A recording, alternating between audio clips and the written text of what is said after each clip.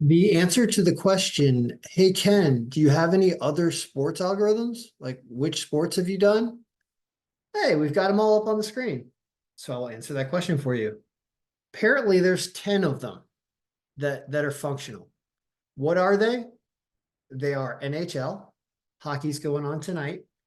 I'd say the least predictive out of all the algorithms, even though it's doing really well so far tonight, because Philadelphia is up 3-1, and this game is 3-2 right now. Buffalo over Montreal. So sometimes it does well, but normally I wouldn't count on this one. Although we are getting later in the season, and it would be nice to record this one.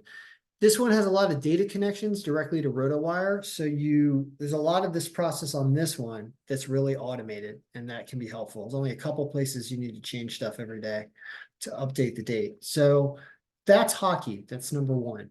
Next, college basketball, which you've probably caught if you've, jumped on the bandwagon here recently or seen any videos the last several months. I've done a lot of college basketball. I believe this is the most predictive algorithm out of all of them, is the best one. So I've always thought that there are a lot of games to choose from. You hear me say things like take home teams. The one we had so far tonight is lost. It's a big upset night, by the way. If you just look at the games that have finished today so far that I recorded, a lot less stressful recording all this when I am not betting on any of these games. I'll tell you that. Look at how terrible it's doing today. This is very abnormal. But as you can see, the odds makers are right along with us. Look at what's losing.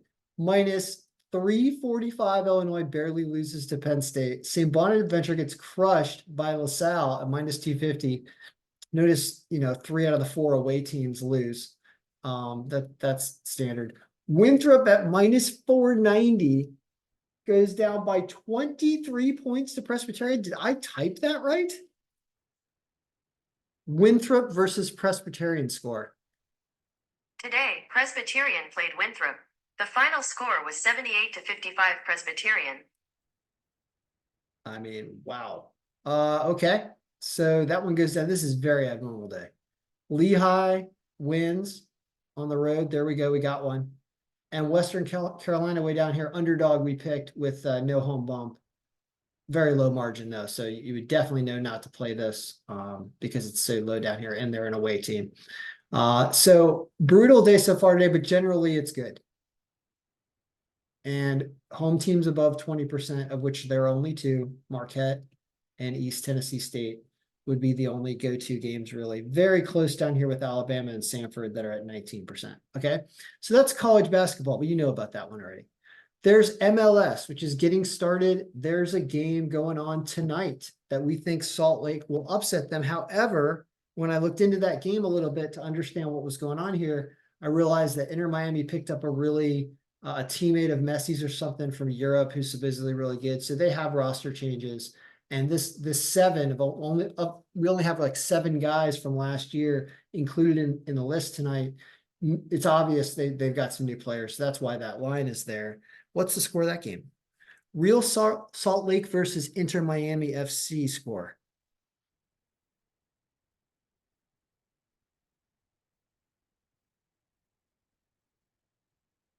Google having some trouble.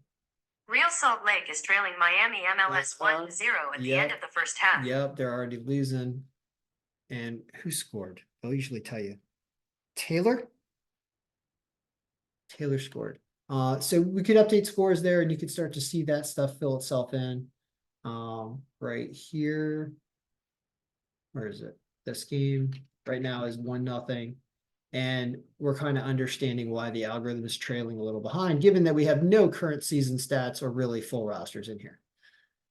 So that's MLS, but this is better throughout the year. Next, NBA.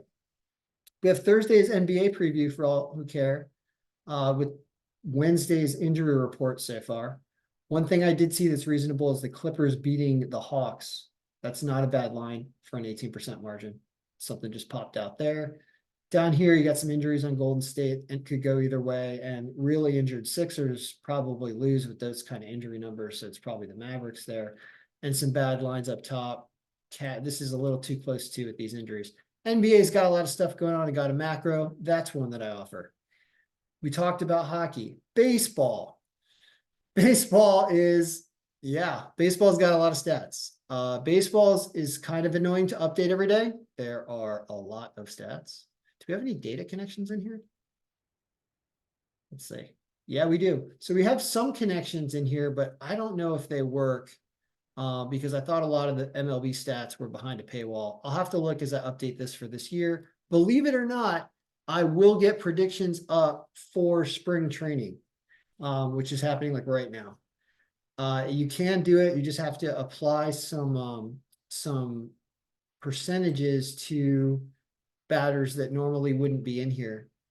And we can do that in the matrix here. We're going to go through all the players, find out what team they are now, and give them some type of percentage or add them to the player sheet or something. We will do that. And we can see how much I have to update to do this.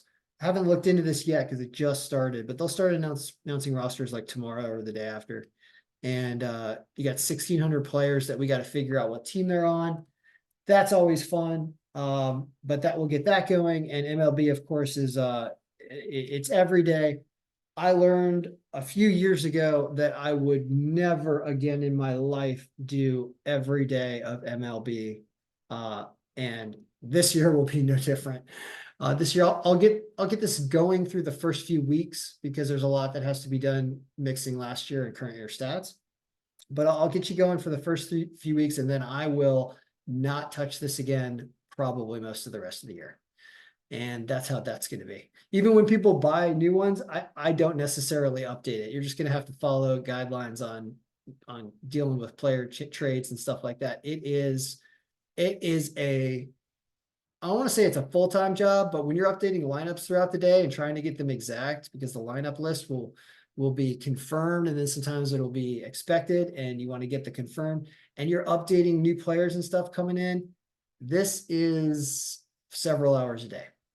And that's why I put a price on this thing for like $100, but I'm like, you are on your own with my videos. Like, don't expect me to be helping you out every day with this one. No way. No way at all. But it's for those who love stats. And I mean, it's awesome. Like, people do love the MLB algorithm, even though it doesn't get stuff right every day. I've had a wide variety of people buy and ask me for advice every day on that. What else we got? We got WNBA, which also has some data connections, because I don't think the information is behind a paywall, because who wants to pay for WNBA stats? Oh, we do. We want them. We will use them. WNBA right up there with college basketball as in terms of predictability factor on this. The ladies, I mean, when I was betting before, and I will not be betting anymore, but when I was betting before, I enjoyed betting on women's college basketball because it was quite predictable. And you could do things like try to get the aces to go over in their points every day because they were hitting it a lot. Team shoots a lot. Like, there are a lot of things you could pick off from this file, and I highly recommend this one as much as I do. It's better than NBA. WNBA is better than NBA. I only wish they had more teams. That's right, you heard me. I wish they expanded the WNBA to more cities because it would be nice if they had more of these games, because they're quite predictable. And the lines are a little softer in this sport in some of the games than they are in NBA, in my opinion. So that'll probably change the more people that watch it, but whatever. Good for the WNBA. So there's that one. There's the NFL, my biggest seller, that's for sure, in terms of monetary sales and everything. Everybody wants this one. It had a very mediocre year this year. It finished strong in the playoffs, and it really finished strong when you watched the games as well as using this. I did some videos toward the end of the playoffs that were just spot on. It did great in the playoffs. The only game it missed in the playoffs was the Chiefs. Well, sorry, it missed the Super Bowl, sort of, not really. Once you saw how it missed the divisional championship against Baltimore, yeah, it missed the Cowboys game and it missed the Ravens game. And that was about it, because I don't really call this game a miss down here. Because the Chiefs defense was outplaying the algorithm stats, and I knew it. So that's how you could tell that they did exactly what they were supposed to do in the Super Bowl, which is put up 25 points and hold San Francisco to less. But anyway, it finished strong, but I have to tell you that, yeah, it looks like it missed the Rams game too, barely. against the Lions, although I thought it didn't. I thought it had the Lions in this game. I think it might have changed after the injury report. Point is this one's a fun one. This takes a lot of setting up for the new year, obviously, so it doesn't have a lot of use unless you want to analyze how it's built, to look at last year's version, which is why I'll sell last year's version for $50. You can just go to town with it. But you'll want the one to set up for next year, which obviously, regardless of me betting, I have to do football simply because I watch football, whether or not I'm betting sometimes, and I won't be betting. We're not betting anymore. We're good so far. Haven't bet today. Didn't bet yesterday. We're rolling. We're at least a few days in. I still will. I get asked about this all the time, and there are many of you who will buy this. So we will be doing NFL this year. Next. Oh yeah. Well, I'll go with college football real fast, and then we'll talk March Madness. So college football algorithm was really first time I went through a full season was this year. And I didn't even do a full season, but I have full season in here. It actually really cleaned itself up toward the end of the year. I have to say that I gave up a little bit on it in the middle of the year, and then it came back really strong, actually. So I have to say that was actually a success this year. It had a couple, like the last week of the season, it did some amazing things, which I think was this week, maybe. You see all the wins here. Yeah, this was an amazing week. To hit, it's looking like college basketball, isn't it? Look at this. I mean, you've got 26 of 28 games here. And you can also sort for home and away, which is another thing I would recommend doing. And it looks pretty darn good, right? And these lines are bad, but the lines start to get a little bit better. And look at us having a minus 1,800 all the way down here. I remember talking about this when it had Auburn much lower on the list. They had Auburn, the odds makers did, as the sixth or seventh best pick of the day. And we had them way down here.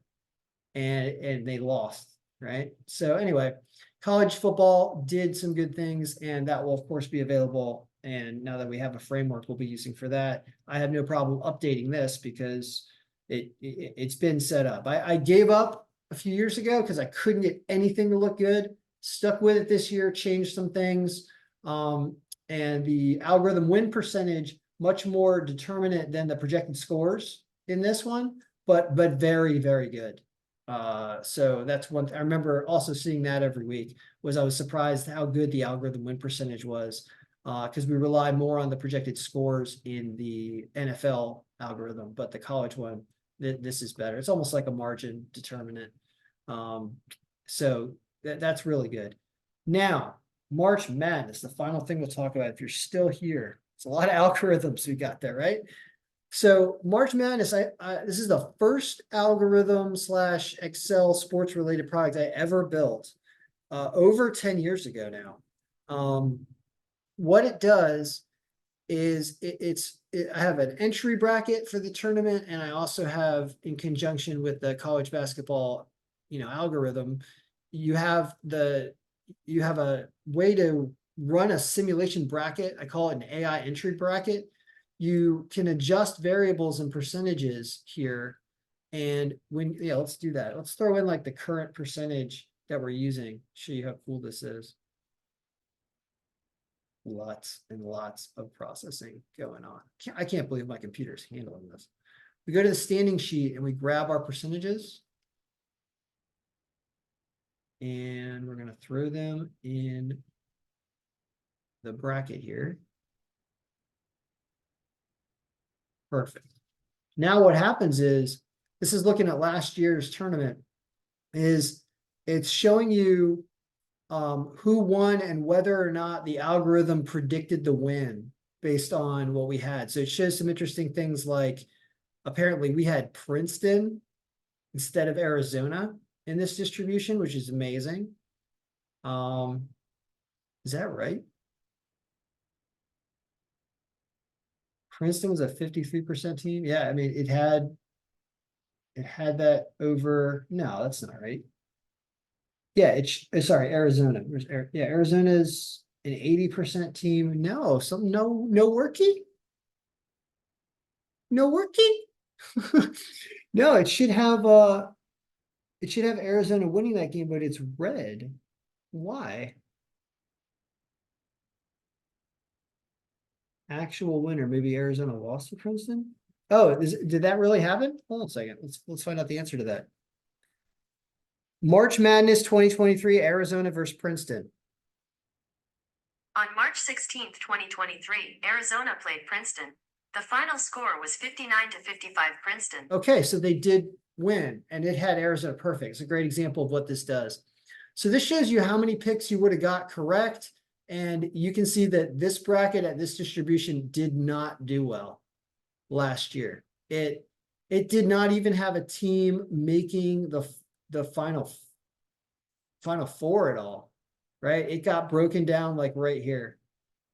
And so that was not a good distribution. These are the ratings of all those teams last year based on the stats. So it shows you how difficult it is. It's actually, I have to say that this has actually never had a great year. And I would imagine it changes round to round what the injury status is for certain teams, because I know how impactful that is. And so you really want to try to do it round by round. I know you're asked to fill out a bracket for the entire tournament at the beginning. So you can't really do that. And that's probably one of the reasons why no one's ever had a perfect bracket in the history of doing this. There's quadrillions or something of combinations, and it's just so difficult. But I have this thing that helps run different simulations to show you different brackets that would result. Usually you don't have the results yet, so you don't have the actual winner, which is what we're showing. Who won it last year? Connecticut? I just deleted it, but whatever. Now it shows all are wrong because we don't have an answer. But if you had got them all right, they would all show in green, you know, and that would look like this.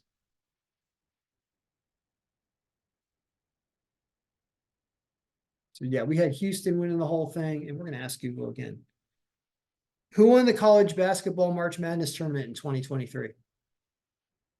On April 3rd, 2023, San Diego State lost to Connecticut 76-59. Yeah. And we had those teams. Connecticut we had as a 78% team, still very good, you know, but some teams that we thought were better. And San Diego State, which must have come from the left-hand side somewhere. Where'd you come from, San Diego State? You came from the 5 spot, 74% team. So both those teams were above 70. So they at least had good ratings. And as you can tell, when all these teams are essentially on the road in the tournament, it becomes very difficult. So in this sense, the measurement is for the first 2 rounds, but you could get it to say 100% by changing this formula here down to 80. 80, and it should have all 63 games, I guess. And this is, yeah, there's more than that. There's 63 games, right? I thought there was, yeah, I think there's 63 or 64. I thought it was 60. Maybe the last game makes it a 63. So that would show, that would be if Houston had won the whole thing against Alabama, but that did not happen. So anyway, this is the AI bracket, but I have an entry bracket and I also have a tournament organizer file so that if you run an office pool, you can dump everyone's picks into the tournament organizer and score it very easily throughout the tournament by just clicking on names of teams. And it will score everyone's brackets. It's a really cool file, and I will definitely do I'll certainly do some videos about that as March Madness happens this year, because it is the longest, you know, absolute longest longest running algorithm that I've done, and I will continue to do it this year. So those are the big 10, I guess, that we have. So when you ask me, can I buy one, make an offer for one or more of the ones that you have seen, and we'll work something out, and I will send you them. As you can see, some of them are outdated, others are current, and others are being developed, like MLS and MLB, which you want to wait a few weeks to try to buy any of those, in my opinion. All righty. Good luck, everyone. I'm enjoying not betting and doing a little work and selling some algorithms, which is, you know, what's going on right now. I'll just keep selling algorithms that I don't mind doing if people want to buy them, and it looks like you guys want to buy them. All right, enjoy.